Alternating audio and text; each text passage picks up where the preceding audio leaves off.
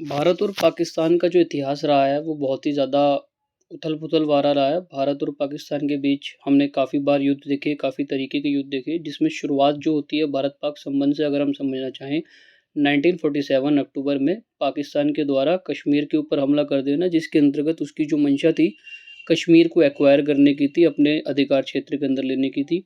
तो अक्टूबर में जब राजा हरि सिंह भारत के पास आए, भारत के द्वारा भारत से मदद मांगी गई उनके द्वारा, तब जाकर हमने उस इशू को रिजॉल्व करा और कश्मीर को स्पेशल प्रोविजंस प्रोवाइड कराए गए। तो पहला अटैक जो भारत और पाकिस्तान के बीच देखा जाता है वो आज़ादी के 2 महीने बाद देखा जाता है।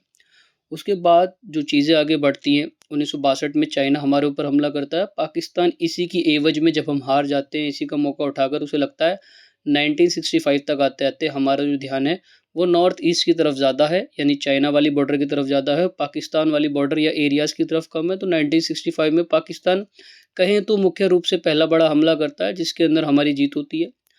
1971 तक आते-आते अगेन एक कॉन्फ्लिक्ट हमारे सामने निकल कर आता है, जिसमें वो ईस्ट पाकिस्तान को एक्वायर करना चाहता है, उस पर अपना डोमिनेंस बनाता है। तब जाकर बांग्लादेश मुक्ति संग्राम स्टार्ट होता है और भारत में दोबारा से युद्ध होता है, इंडो पाकिस्तान सेकंड वॉर, जिसे 1971 का बांग्लादेश युद्ध भी बोला जाता है, और बांग्लादेश को हम आज़ाद कराते हैं और बांग्लादेश बनाया जाता है। इसमें भी हमारी जीत होती है। उसके बाद जो मेन युद्ध या थर्ड युद्ध हमें पढ़ना है, that is known as Kargil war 1999। मई का महीना था 1999 में। पाकिस्तानी सैनिकों के द्वारा अलग अलग प्रकार की एक्टिविटीज़ भारतीय बॉर्डर, जिसे LOC लाइन ऑफ कंट्रोल भी कहा जाता है, वहाँ पर करी जा रही थी। इस युद्ध का नाम कारगिल वॉर इसलिए है क्योंकि सिर्फ और सिर्फ ये कारगिल के अंदर हुई, तो that's why it is known as Kargil war. Pakistani सैनिकों ने क्या करा, पाकिस्तानी सैनिकों के द्वारा भारतीय जो उस रीजन के यानी नॉर्थ रीजन में रहने वाले लोग हैं, उनका भेष धारण कर कर अलग अलग इलाके को कैप्चर किया जाने लगा बिना किसी ऐलान के।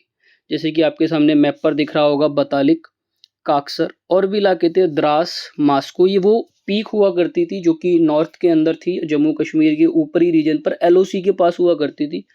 अभी जो लाइन ऑफ कंट्रोल है, इसका उल्लंघन ना तो भारत कर सकता है, ना ही पाकिस्तान को अलाउड है। उसके बावजूद भी पाकिस्तानी सेनाओं के द्वारा इनके ऊपर एक्यूजेशन करना शुरू कर दिया है। वो यहाँ पर आकर कब्जा करने लगे। जो पीक्स हैं यहाँ की, पीक्स का मतलब है ऊंचाइयाँ, ताकि ऊंचाई पर यहाँ के सैनिक कवर कर ले, और जब हमारे सैनिक इस चीज़ को कवर अप करने चाहें या छुटाने जाए तो ऊपर से वो हमारे ऊपर हमला करें और हम लोग हार जाएं। तो ये इनकी मंशा थी। और जब बाद में युद्ध खत्म होता है तो वहाँ के जो भी कमांडर रहे, प्रधानमंत्री रहे, उनसे जब बोला गया तो वो कहते हैं जी हमें कुछ नहीं पता था क्या हुआ कैसे हुआ। हमारा यानी पाकिस्तान साफ साफ ये जवाब दे देता है कि कारगिल वॉर के अंदर या इस एक्टिविटी के अंदर हमारा कोई एनरोलमेंट नहीं है, कोई इन्वॉल्वमेंट नहीं है। तो ये इलाके आपको LOC के पास दिख रहे हैं, बतालिक, काक्सर। 2 इलाके और है, द्रास और मास्को। इन इलाकों के अंदर पाकिस्तानियों के द्वारा मिलिटेंट्स के तौर पर एंट्री करी गई और इन्हें कैप्चर करा गया।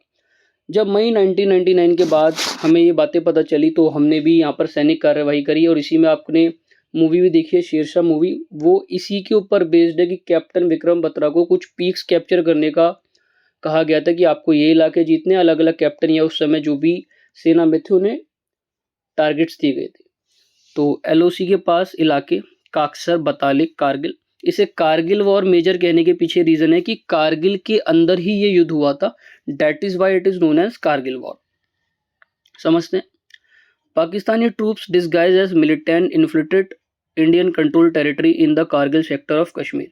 पाकिस्तानी लोग यहाँ पर या पाकिस्तानी ट्रूप्स, सैनिक टुकड़ियाँ यहाँ पर घुस गई मिलिटेंट्स के तौर पर, और अलग अलग कारगिल के अंदर ये जो सेक्टर्स हैं उनको एक्वायर करने लगी। They occupied areas like Mushkoh, Dras, Kaksar and Batalik. इनके द्वारा अलग अलग तरीके के जो अलग अलग रीजन थे नॉर्थ के कारगिल के, मास्को, द्रास, काक्सर एंड बतालिक, उन्हें कैप्चर करना शुरू कर दिया गया, उन्हें एक्वायर कर लिया गया, ताकि ये हाई पीक थी, ऊंचाई वाले एरिया थे। अब हमारे सैनिक अगर नीचे से ऊपर जाएंगे, उनके द्वारा हमला करना हमारे ऊपर आसान रहेगा, तो पाकिस्तान जीत सकता था। और ऊपर से कारगिल की जो जलवायु है, वहाँ का जो ठंड है, ठंडा वातावरण है, उसे झेलना या उसके अंदर सर्वाइव करना भी सैनिकों के लिए बहुत कठिन हुआ करता था। Suspecting involvement of Pakistan army, Indian forces started reacting to this occupation and led to the war of Kargil. जब हमें पता चला कि इसमें जो इन्वॉल्वमेंट है वो पाकिस्तानी आर्मी की है, उनके द्वारा बिना बताए, बिना किसी ऐलान के, जंग के ऐलान के, ये 3-4 इलाके कैप्चर कर दिए गए हैं, तो हमारी इंडियन फोर्सेस के द्वारा, भारतीय सेना के द्वारा इनके खिलाफ जंग छिड़ी गई जो कारगिल में हुई। That is why it is also known as Kargil war. इसी के चलते हुए इसे कारगिल युद्ध, कारगिल वॉर के नाम से जाना जाता है।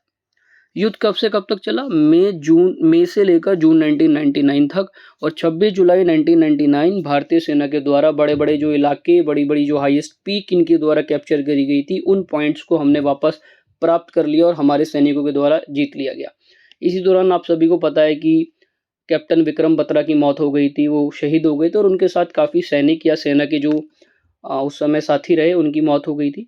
पर हमने अपने जो हारे हुए इलाके थे या जिन चीज़ों को वो कैप्चर कर चुके थे, कारगिल की जलवायु को देखते हुए, नॉर्थ के अंदर जो एनवायरनमेंट है, जो वातावरण है, उन सारी चीज़ों को टेक ओवर करते हुए भी कारगिल युद्ध में जो है जीत हमारी हुई। This war was only limited to the Kargil region, that's why it is also known as Kargil war. अब रीज़न क्या था कि ऐसा क्या हो गया पाकिस्तान को ये सारी चीज़ें करनी पड़ी, जब आराम से कोई बहुत समय से हमारे बीच डिस्प्यूट नहीं हुआ। 1971 वाला आखिरी डिस्प्यूट था, उसके बाद 1999 तक आ गया। लास्ट ईयर ही हम लोग पाकिस्तान भी और इंडिया भी न्यूक्लियर स्टेट बना था। तो condition that led to the Kargil war, Kashmir issue. देखिए, शुरुआती दौर से भारत और पाकिस्तान के बीच जो विवाद रहा है वो कश्मीर को लेकर रहा है। कश्मीर पे पाकिस्तान अपना दबदबा जमाने की कोशिश करता है, कश्मीर को एक्वायर करने की कोशिश करता है, जिस चक्कर में या जिसके कंसर्न के अंदर उसके द्वारा कारगिल के अंदर ये सारी एक्टिविटीज़ एलओसी कंट्रोल कर एलओसी क्रॉस कर करी गई। पाक आर्मी, देखिए पाक के द्वारा या पाकिस्तान के द्वारा ये कहा गया कि हमारा कोई लेना देना नहीं है इस मतलब ये जो भी एक्टिविटी हुई है तो पाकिस्तान ने हाथ खड़े कर दिए। तो ये पाकिस्तानी आर्मी की एक साजिश रही उस समय, जो उन्होंने इंडियन टेरिटरी के अंदर इंटरफेयर करा, सरपास करके वो यहाँ तक आए और अलग अलग प्रकार की एक्टिविटीज़, मिलिटेंसी एक्टिविटीज़ कर रहे थे। बॉर्डर डिस्प्यूट, भारत और पाकिस्तान के बीच बॉर्डर को लेकर हमेशा से विवाद रहे, तो यही सारी चीज़ें थी कि बॉर्डर को वो और एक्सपेंड करना चाहते हैं, या बॉर्डर डिस्प्यूट को आप समझिए कि कश्मीर को अपने बॉर्डर के अंदर इंक्लूड करना चाहते हैं या अपने बॉर्डर का पार्ट बताते हैं। दैट इज़ द रीज़न जिसके चलते हुए कारगिल के अंदर ये सारी चीज़ें हुई। और जब हमारे द्वारा कारगिल को रिकैप्चर करना, यानी वापस हम उसे जीतना चाह रहे थे कारगिल वाले रीजन के अंदर, तो हम इस ऑपरेशन का नाम हमारे द्वारा दिया गया ऑपरेशन विजय। इस रीजन को वापस एक्वायर करने के लिए एलओसी पर ये जो सारी चीज़ें मिलिटेंसी हो रही है, इन्हें वापस एक्वायर करने के लिए जो ऑपरेशन भारत में चलाया गया, that operation is known as operation Vijay. तो यहाँ पर आपका कारगिल वॉर खत्म होता है। सीधा 4 नंबर में क्वेश्चन आता है, कारगिल वॉर के ऊपर एक टिप्पणी लीजिए, या तीनों युद्ध पूछ लेता है, 1965 का, 1971 का, 1999 का। कारगिल वॉर डिपेंड करता है, तो कारगिल वॉर अगर आए तो आपके सामने जितना डेटा है आप उतना मेंशन आउट कर देते हैं, that is more than enough. Thank you for watching.